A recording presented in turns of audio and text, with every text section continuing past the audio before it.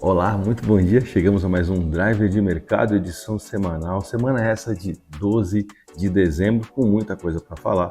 Após a decisão da taxa Selic, eu estava dando uma lida aqui nos noticiários, fazendo um resumo do que foi a fala do comitê do Banco Central brasileiro ontem, como o último ato de Roberto Campos Neto ainda à frente da autarquia brasileira, tendo em vista que daqui para frente quem assume é o Galípolo, né, que será o próximo presidente da autarquia, uma decisão que foi bem surpreendente. Bom, como já não é, novidade, né, a decisão da taxa Selic veio com um incremento de 100 pontos base, né, 1% de alta, projetando a Selic para 12,25%, que é algo bem significativo, mas mais do que isso, a janela futura surpreendeu e pegou a todos de surpresa, e aí eu comecei a analisar e ver se realmente o mercado estava precificando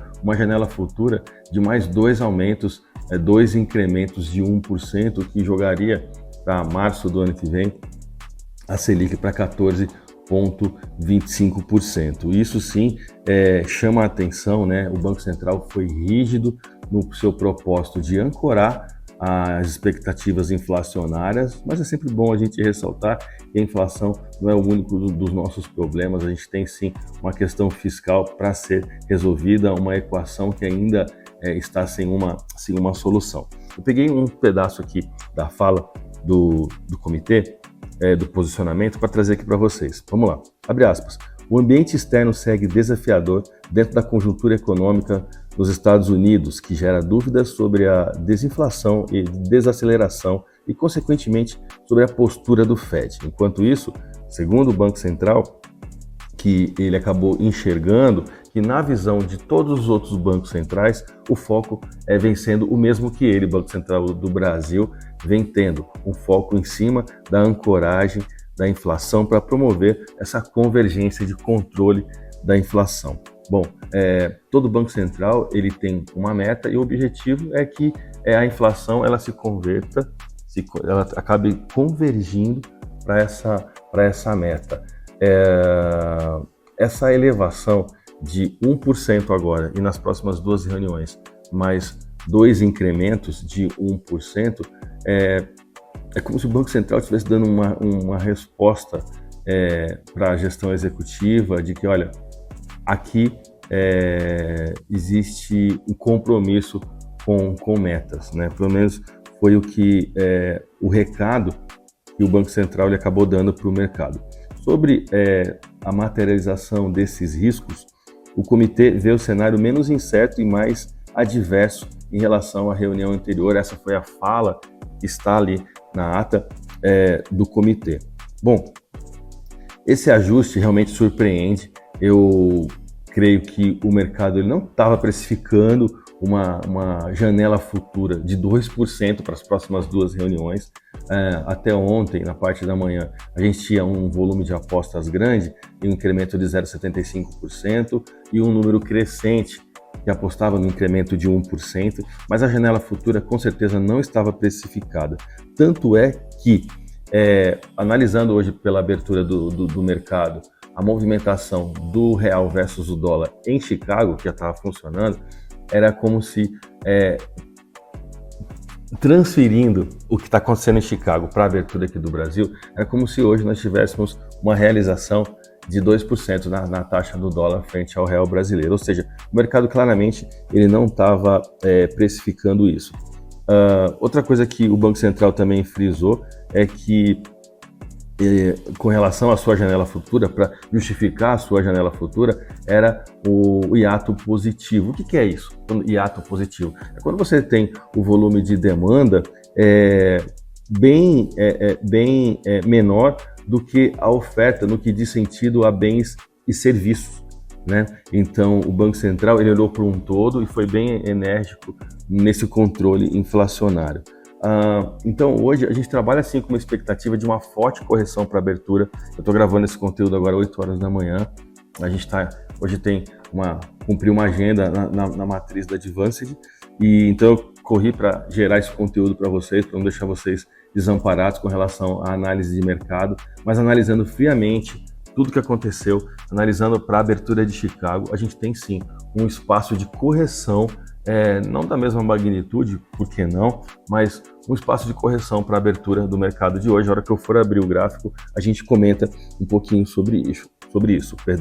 Bom, para endossar ainda mais esse lobby que projeta uma queda no dólar hoje para a abertura dos negócios, a gente tem o leilão em linha do Banco Central, que vai ser às 10h30 da manhã, vão ser leiloados 4 bilhões de dólares, e isso sim também é um fator que pode promover a realização do dólar. Não é um movimento, um leilão extraordinário, mas é um leilão em linha, já avisado, já comunicado ao mercado, para controlar esse fluxo negativo de saída de capital estrangeira, muito comum nessa época do final do ano.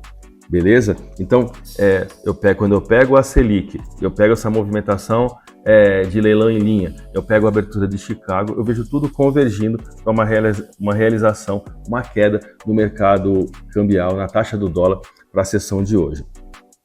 Quando eu olho para Brasília, eu vejo como pauta de notícia, top de notícia, a segunda cirurgia do presidente Lula, segundo o último parecer médico, o objetivo é controlar o sangramento, né? Se isso é uma notícia que faz preço ou não, eu ainda acho que não, tá bom? A gente não pode esquecer que estamos vivendo um ambiente de dominância fiscal, que significa que notícias que fazem preço, somente aquelas que têm uma relação direta com o fiscal brasileiro, tá? Não que o presidente da República está no hospital não seja importante, mas no momento não tem feito tanto preço assim.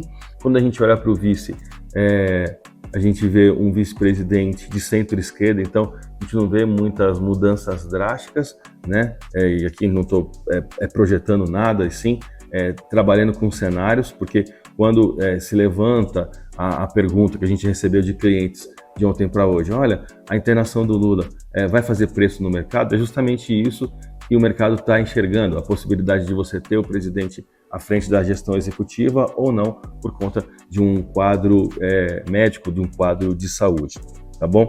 A gente tem ainda, falando de Brasília, a votação da reforma tributária, que é notícia sim que faz preço, e também a possibilidade de aprovação da PEC ainda esse ano. O governo tem forçado, a Haddad ontem falou que uma semana seria tempo suficiente para que isso fosse decidido. Na minha opinião, eu acho um pouco provável, e ainda que aconteça, é uma PEC que possivelmente virá desidratada, possivelmente virá reduzida. Bom, dito isso, a gente olha para a agenda no exterior e vê a decisão de taxa de juros pelo Banco Central Europeu e a fala de Christine Lagarde. A decisão é às 10h45, a fala de Christine Lagarde vai ser perto do meio-dia, e olhando para os Estados Unidos, o PPI, o índice de preço ao produtor, como as notícias lá fora de maior impacto, particularmente, eu enxergo que o que está acontecendo aqui dentro tem muito mais potencial para fazer preço.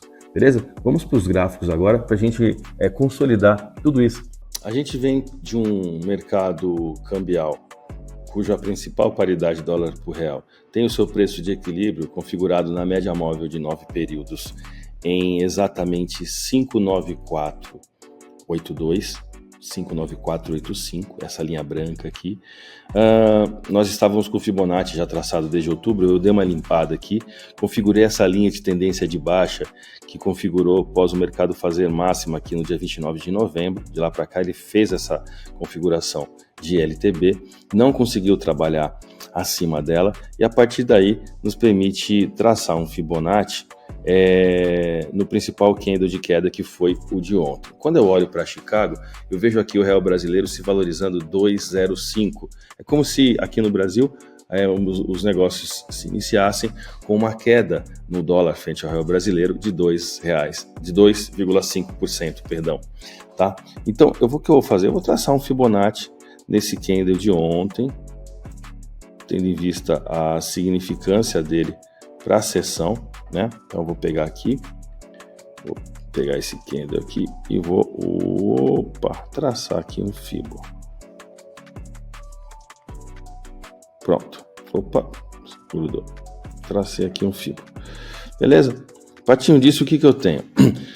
O mercado agora ele está trabalhando abaixo da zona justa de valor, dessa média móvel de 9 períodos. A partir daí ele fica vendido, tá certo? E aí quais são os suportes quando ele entra nesse movimento de venda? Anotem aí, 59197, 579,71 e 576,27, tá bom? Se a gente projetar 2% de queda com relação ao fechamento de ontem, se fosse ser um espelho do que aconteceu ontem, é como se hoje o mercado tivesse potencial para testar os R$ 5,83 ou 583,25, só projetando pelo que está acontecendo em Chicago agora, tá bom? Então é só uma projeção, é só um vislumbre, tá bom? Quando eu olho para o Fibonacci, eu tenho esses suportes como preços-alvos, pontos de disputa entre compradores e vendedores, beleza? Partindo desse princípio, esse é o contexto que a gente tem uma possibilidade de correção. Isso pode ganhar força principalmente às 10h30, quando nós teremos o leilão do Banco Central, que estará ofertando 4 bilhões de dólares para o mercado. Então, tudo se converge para um dia de realização. Eu não estou cravando que é o que vai acontecer, tá? Pegando Selic, Chicago e leilão do Banco Central, tudo se converge para isso, sendo um dia de oportunidades, principalmente para importadores. Que todos tenham um dia abençoado e até o nosso próximo conteúdo.